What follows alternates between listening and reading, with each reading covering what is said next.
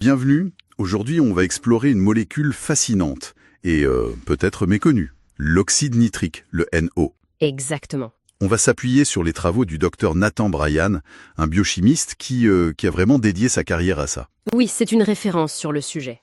L'idée, c'est de comprendre ce qu'est ce NO, pourquoi on en fabrique moins en vieillissant, et puis les conséquences. Souvent, on passe à côté. Tout à fait. Et première chose très importante, ne pas confondre l'oxyde nitrique, NO, avec le protoxyde d'azote, N2O. Ah oui, le gaz hilarant. Voilà, celui utilisé comme anesthésiant.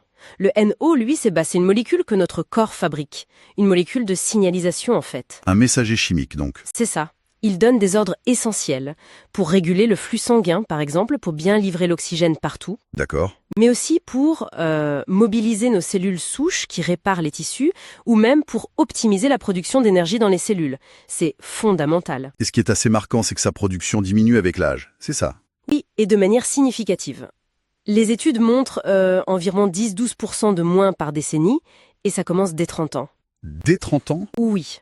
Donc imaginez, vers 40 ans, la capacité de production peut déjà avoir chuté de moitié. La moitié. Et ça peut aller jusqu'à 75% de moins vers 70 ou 81, comparé à un jeune adulte. C'est énorme. Et cette perte, aujourd'hui, on la considère vraiment comme l'un des tout premiers signes précurseurs des maladies chroniques liées à l'âge. D'accord. Alors concrètement, comment ça se manifeste, ce manque de NO? Il y a plusieurs conséquences directes. Souvent, le tout premier signe, c'est la dysfonction érectile. Ah oui. Et c'est le NO qui permet ça. S'il n'y en a pas assez, ça fonctionne moins bien. C'est un peu un canari dans la mine pour la santé cardiovasculaire. Une sorte d'alerte précoce. Et après, d'autres choses. Oui, l'hypertension artérielle suit souvent. C'est logique. Moins de NO, les vaisseaux se contractent plus facilement, ils se relâchent moins bien. Donc la pression monte. Exactement. Même volume de sang, mais dans des tuyaux plus étroits.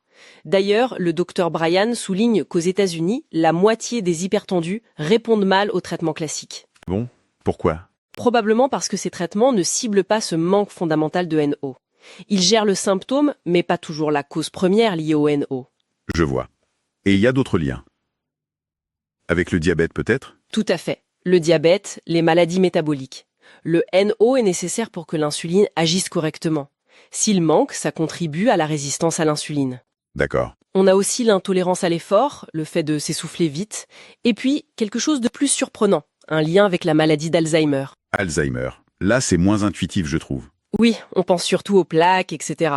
Mais Alzheimer, c'est aussi lié à des problèmes de circulation sanguine dans le cerveau, à une résistance à l'insuline cérébrale, parfois appelée diabète de type 3, à l'inflammation, au stress oxydatif. Et le NO jouerait sur tout ça? Exactement.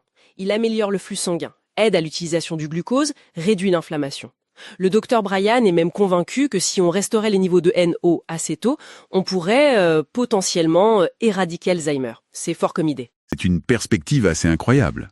Et on dirait que certaines de nos habitudes, même banales, peuvent avoir un impact négatif. Ah oui, et parfois là où on ne s'y attend pas. Prenons les bains de bouche antiseptiques. Oui, On croit bien faire pour l'hygiène, mais ils tuent toutes les bactéries, y compris les bonnes bactéries de la bouche.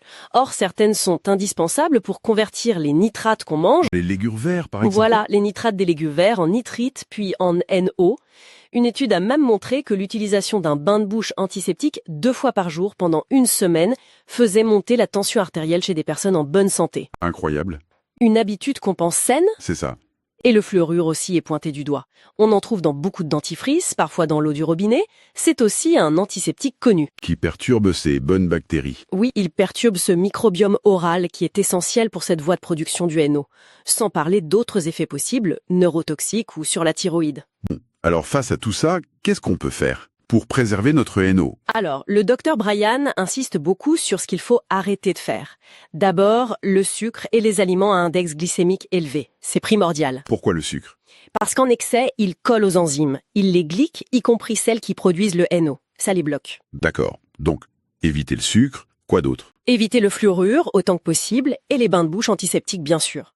Il mentionne aussi d'arrêter les antiacides type IPP, les inhibiteurs de pompe à protons, sur le long terme.